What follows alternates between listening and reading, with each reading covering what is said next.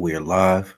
Well, so I got a special guest in the building. Kyle, what's up? How you doing? Hey man, what's cracking, man? How you doing? Chilling, man. Grinding. Grinding. Crazy. What you been up to? Just working, Mm-hmm. booking shows, trying to get these partnerships. You know, Okay. Yeah. What kind of shows you booking? uh, comedians, artists, different Mm-hmm. celebrities, Mm-hmm. doctors, Mm-hmm. lawyers. Okay. Yeah. That's what's up, brother. Yeah. Interview people in different industries, pretty much. Okay. Is that what you always wanted to do? Yeah. Okay, that's what's up, man. But the goal is to start doing it big like you. Get on a Oh big TV man. network or something like that. Hey man, ain't nothing but a vision. That's it. Got to keep going. Yeah, man. You what's that behind you, man? Is that like sound something for the keep the sound, what's it called? Soundproofing? Big studio right now. Oh, okay, Yeah. that's what's up. Yeah. All right, man. You in your office? I am in the office, man. This is where I usually like to write, especially when the babies is here. Then I can get in here and quiet down. When we do Sheryl Underwood Radio, which is coming back, started working in here, so then it just became the little low key studio. Look nice in there.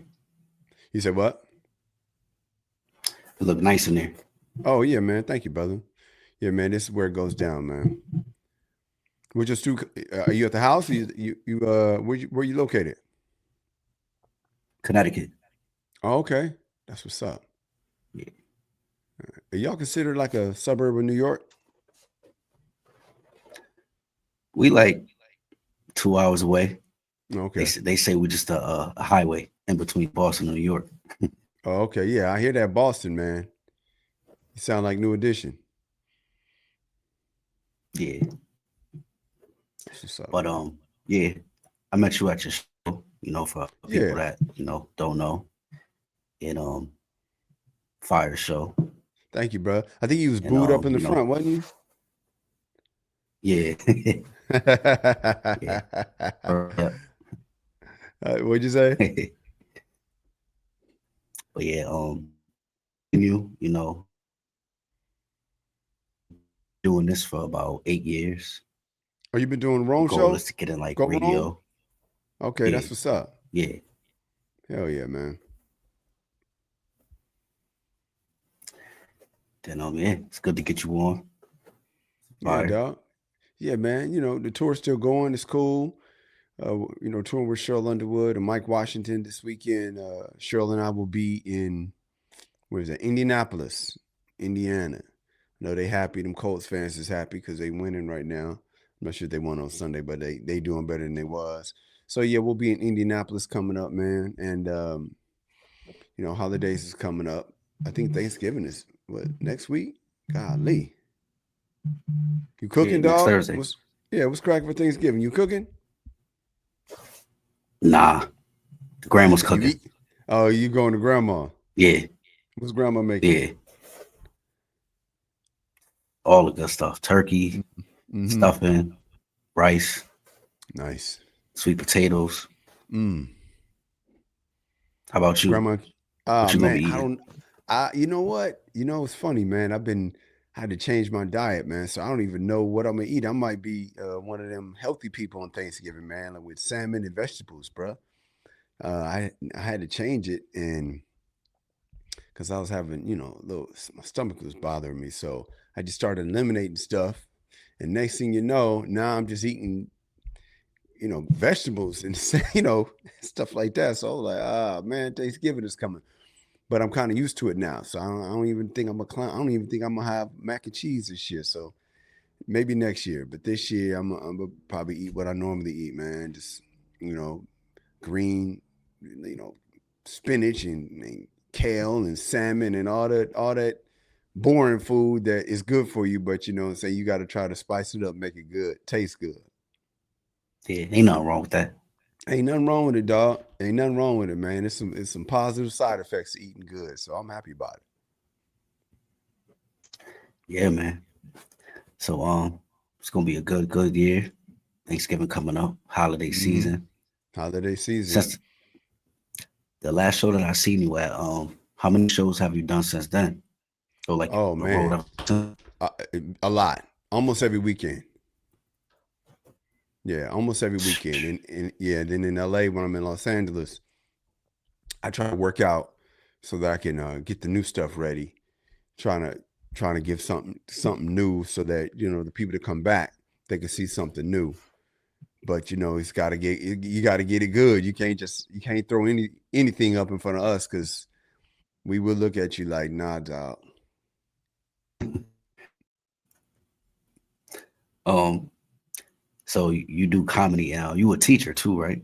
I used to be, man. That's how I started. I started as a substitute teacher, specialized in algebra because when I was in school, I just remember how hard algebra was for me. So I leaned into it because I realized I want to try to help the kid that's me in the back of the class that's really just messing up because he don't know what he doing. So I figured if I could help the kid in the back, then you know I'll be really essentially helping young brothers like myself that just couldn't figure it out. Excuse me. So that's what I did, man. I leaned into teaching algebra, especially in the hood, because they had the most, you know, availabilities. Nobody wanted to drive to the hood, so I got to work every day. You know what I'm saying? But you know, it's you take the good with the bad when you in the certain schools. But you know, that's my people. So it was all love. And then I worked with my pops too, so that was another advantage. It was like, you know, getting to know my pops on a different level at work every day. Yeah. What's one story from teaching that's like you went through? One story from teaching. One kid. I mean, you know, it's a few, man. I remember this one not even mine, but my pops told me that this mom was mad because they was calling her. They was calling her about her child, and this was a time she had this certain time in the day in the morning where she didn't want to be called because that's when she liked to have her self feel good time, if you know what I'm saying. So she like to Yeah. vibrate on a higher frequency, if you know what I mean. And she told the school, "Don't call me between these." I was like between 9 and 10. That's when the house is finally empty. Oh my God, the moms was always the funniest to me. The moms was the characters, man. Moms coming up to school to fight teachers, just that kind of you know. Like, what? But yeah, the lady that said don't call between these hours because that's my private time to get with myself. That was the funniest thing I'd ever heard, man. Yeah, that's crazy. Man, you know, we are some colorful people, bro. That's my private time. It's a time where you had to a kid was doing something you shouldn't be doing and you had to handle it. For me, oh, all the Yeah. time, man. All the time. Uh, you know, but it was mostly when I first started, man. I think I was a little too strict because I was all about, you know, I felt like people used to ask me, "Are you in the military?"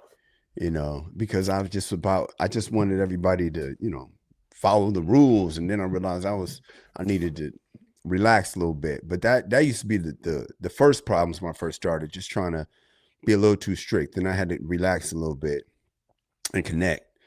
Once I really started connecting with the younger version of myself, work became more less than work and more of a mission. Like, all right, you know, you start to look forward to going there, and you know, I was a sub at first, but like I said, I'm at the same school every day.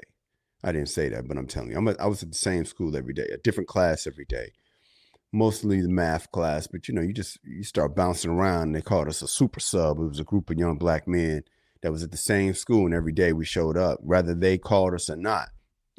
It just became home. Yeah, for real. We show up every day. And plus, I was an actor, so it allowed me to I was auditioning for commercials a lot, so it allowed me to get away and get into, go have an audition and come back. It was really a beautiful way to have no commitment. I realized it's a pattern in my life.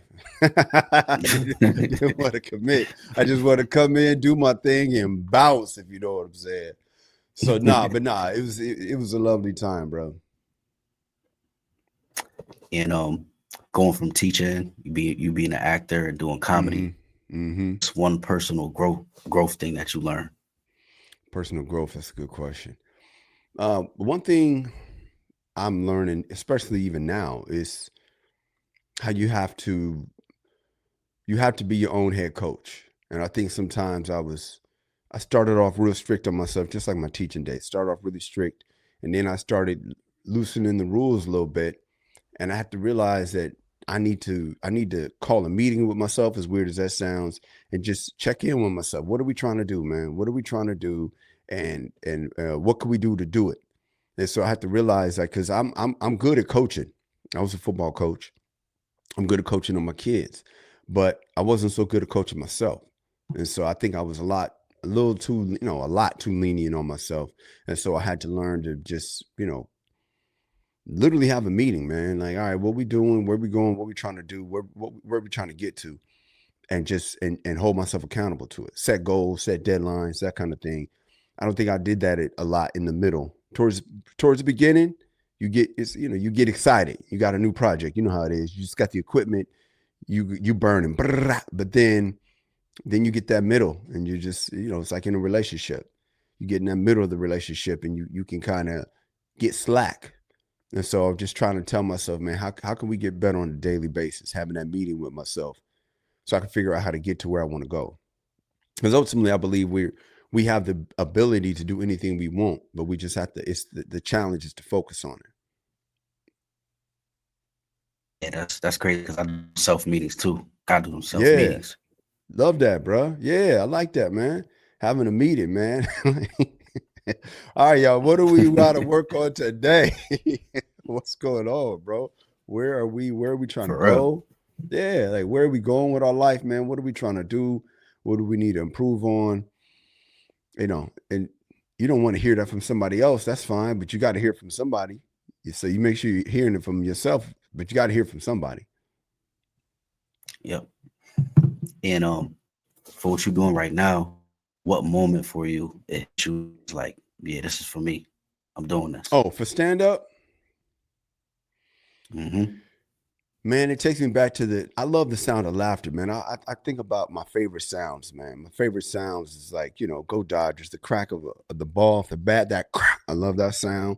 I love the sound of a kickoff being run back to the house with the band playing in football and the crowd going crazy. I love that sound of a basketball going through that net, that crack. I love that sound. I love the sound of a woman laughing. I love the sound of a woman feeling good, if you know what I'm saying. But laughter, I love the sound of like that live studio audience from the old school sitcoms. I just love that sound of laughter. So when I hear it, and that's the beauty of touring with Sheryl Underwood and Mike Washington, man. These guys are destroyers. You've seen it, you know what it is. And I mean, the sound of Mm-hmm. laughter is so loud and deep. It's like, woo, they in there killing them. And I just love that sound. I love that sound. So when I remember when I first started, it was the challenge of how can I be as funny as I was in class, or how can I be as funny as I am with the homies? And that was always the first challenge. And so when I first got on stage, it was chuckles here and chuckles there. And I remember telling my cousin Kevin, like, man, I haven't gotten that deep bass laugh, that good. I was looking for that. And when I finally, so first it was the challenge of getting there. Just like relationships, it's a challenge of getting it right. Then you got to see if you can keep it. So that's that. Once I first heard that's it sound right, then it was like, okay, let's see if we can do it again. Let's see if we can keep this sound, because ultimately that's the sound of positive energy, and this is really what draws me to comedy in the first place, is the positive energy. Yeah, it's like you would just come like natural, like you come, and then when you say something, it's like mad funny. Not something That's the trying too hard. No, that's the hard part, man. Is the natural part, because comedy, when you're growing up, sometimes you plan it, but most of the time it's spontaneous. But then when you have to do it professionally, night in, night out, like a basketball player, it's less about natural and it's more about craft. And that's what that's what you got to learn. I grew up in sports, so everything is sports to me. And so being a great comedian to me is about it's like being a great athlete. It's the discipline, it's the vision, it's the training, and comedy is it's not natural. It's a natural since humor is natural, but stirring up a crowd, it's like cooking as well. It's there's a way to do it, and it's a lot of study, it's a lot of growing. But then sometimes when you're really cooking, you ain't even thinking about it. But that's because of the preparation you put in. That's dope. I know it's Yeah. like mad hard to get that. I'm saying turn that switch on and turn it off. It is for Just some always people. like that. Yeah, especially for me because I'm not really a always on type of guy. I'm very laid back. Back in school, I was always on a little more, and something must have happened because I was like, I'm good. But like turning on the switch, yeah, turning that switch on because I'm very introverted, man. I love being at the crib. That's my favorite place to be is the crib, and so you know, turning that switch on in public, especially on the stage. If it's a hot crowd, it's easier. But when the crowd needs a little massaging, it's a little harder. You've been on a lot of stages. What's one experience? Where was that you was like, I'm gonna remember that forever? That's a good question. Probably doing comedy on the talk last year on CBS because the crowd was so good. And, it was something I wanted to do for a while. And the preparation that I had to put into it to make it look natural. And so just like I said, you hear a pattern with me. It's sounds, it's rhythm, it's music. That accomplishing that great set on the talk, it just felt great, and it made me say, okay, what other shows can I do? Just did Comics Unleashed. Um, Literally just came on a couple days ago, and that's one of the best parts about it. When you get old friends from college or high school to reach out and be like, hey man, I just saw you on Comics Unleashed. Shouts out to Comics Unleashed. But yeah, it's like that it's those television appearances that feel like big games, so to speak. And the preparation all comes together. And, those crowds, the TV crowds are usually easier than a club crowd, but the club crowd is the training for the TV crowd. Mm, that makes sense. Yeah, yeah. It's like practice is always, or it's supposed to be harder than the game, right? Practice is longer and a lot more arduous tasks you got to do, but it gets you ready for game day to get out there and shine. Right. And what's one thing that you haven't done yet that you want to do for stand up? Oh, I want to do the Tonight Show because that's where I started. I started as a PA, an intern of the Tonight Show. And so that's one of the things I want to do. I want to, yeah, I want to get to the place where I can affect the ticket sales. Because right now I'm a member of the team, right? And everybody comes to see Sheryl Underwood. And then when they leave, you came to the show. When you left, you gave props like, yeah, man, you're nice with it. I want to get to the place where I'm bringing my own people in to mix with the people she brings in, just to, it's almost like contributing to the team more. You want to, because we're a family, right? And you don't want mama to have to, you don't want mama having to do all the work. You feel me? You know what I'm saying? you want to, you Yeah. want to, you want to bring in some money, and you want to bring in some bread and some steak, so that mama could just, sit down if you want to. So that's where I am. I want to be able to help the tour sell more because of what I'm contributing. That's coming. That's gonna happen. Amen to that. Um, for 2025, how many more shows you have left on tour? That's a good question. Um, I just looked at the calendar. I don't know, man. That's a good question. I should probably know that because I need to, let me think. We got Helium this weekend, and then we're going to San Antonio. That's 2. Okay, weekend off. All right. Then Atlanta, that's 3. I think and then Baton Rouge, going back to the BR, baby, that's 4.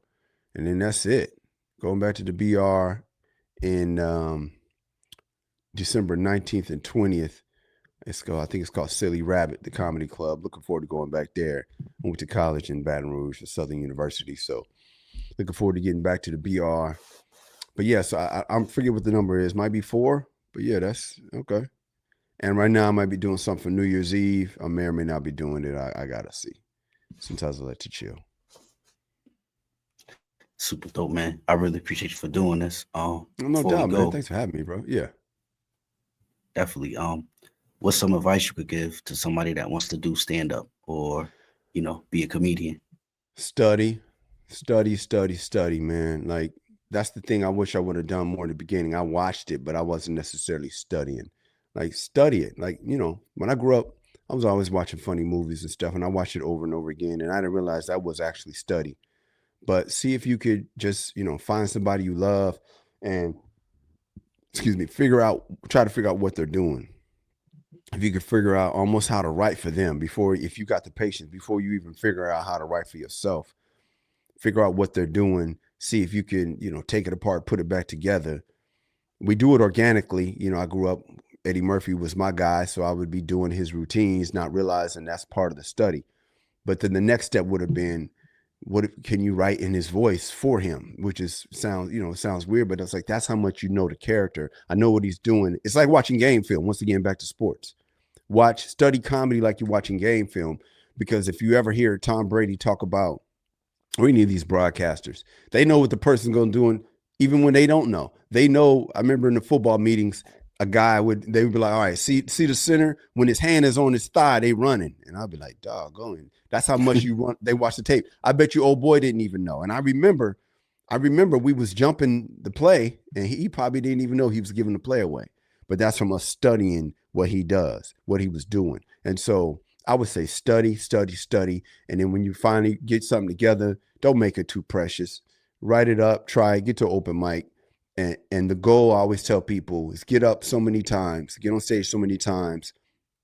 that the youth from high school or whatever made people say that you should be a comedian, because it's usually a calling. People, man, you funny, you should be. Try to get to that person, but it takes time. Good advice, man. Kyle Erby, yes, the Rome Show podcast. Appreciate it. Yes, sir. Maybe we could do. I didn't hear it. Maybe we could do a part 2 soon. Oh, no doubt, man. Yeah, man. Let me know when you, we do it like we did this time, man. We talk about the availability and make it happen. Definitely, bro. I'll keep in touch. All right, Rome. I'll see you in them streets, dog. All right, bro. Peace out, bro. Good luck. Peace. Thank you.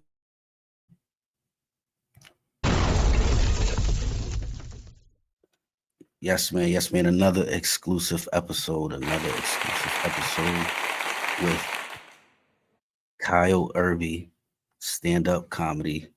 He's on tour right now. He's part of Sheryl Underwood's team with Mike, making you laugh. Appreciate it. Subscribe to my YouTube channel, The Rome Show Podcast, Go Rome TV, and I'm out. Peace.